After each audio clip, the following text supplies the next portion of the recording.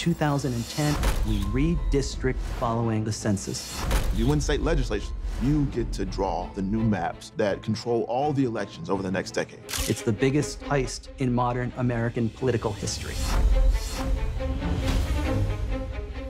And with an organization called Voters Not Politicians.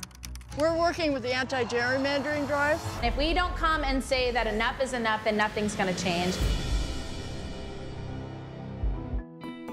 Hey everybody, I'm Katie Fahey. I was just in the clip that you saw from Slay the Dragon because in 2016 I made a Facebook post saying, hey, I want to end gerrymandering in Michigan. If you want to help, let me know, smiley face.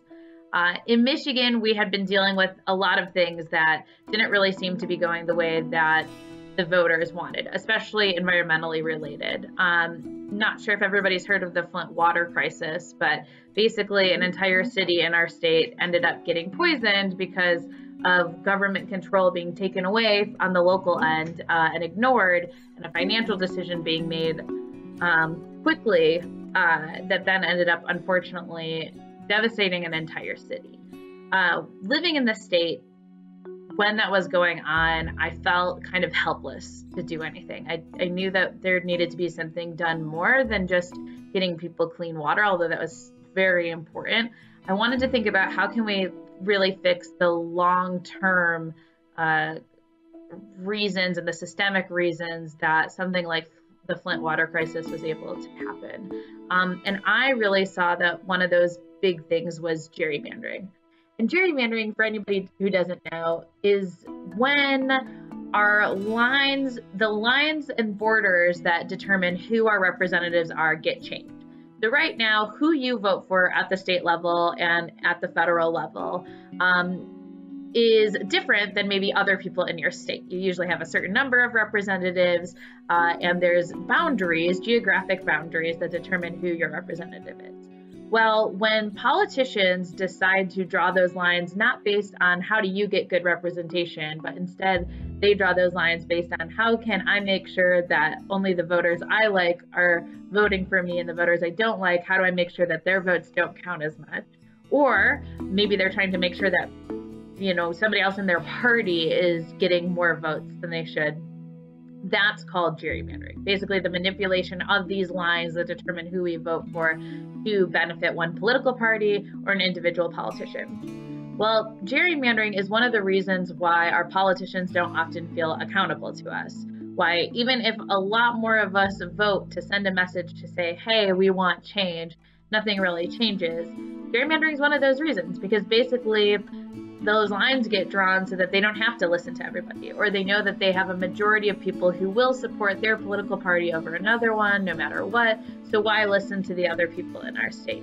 Which is really unfortunate, because we're supposed to have a representative democracy where our elected officials actually represent us and our communities and the things that we care about. Show me what democracy looks like. This is what democracy looks like. Show me what democracy looks like. This is what democracy looks like. I believe that we will win. I believe that we will win. I believe that we will win. I believe that we will win. I believe that we will win. I believe that we will win. I believe that we will win. I believe that we will win. I think that's especially important to take note of today on the anniversary of Earth Day, because a lot of environmental issues right now are being ignored not because voters don't care or communities don't want them prioritized, but because politicians are elected and essentially insulated from having to do what their constituents want or even what popular opinions are. My background was actually in environmental sustainability, and I was really frustrated with our government because I saw that paying attention and wanting to see change happen was an extremely popular idea that we continued to not move on. And it's part of one of the reasons why I think taking on gerrymandering, making a constitutional amendment to have people draw those lines instead of politicians, felt really great, because we actually could make progress on it and we could actually help pave the way for a lot more change to come. I think that when we're talking about these really big issues, it can be really overwhelming. It can feel like, oh my gosh, there's so much stacked against you. And even for us trying to amend our constitution here in Michigan, you needed millions of dollars. You needed to know how to write constitutional language. You needed to know how to gather a bunch of signatures, and then ultimately how to talk to a bunch of people before the election so they know what they were voting on. And hopefully they liked what you had worked on and they vote yes. I think that there's a lot of similarities with sometimes trying to think about how do we really make an impact on the environment. But I think one of the biggest lessons that we learned in the campaign was that you have to start. Figure out a way to start making change, and especially going down to those root levels. What systemically is going to change things?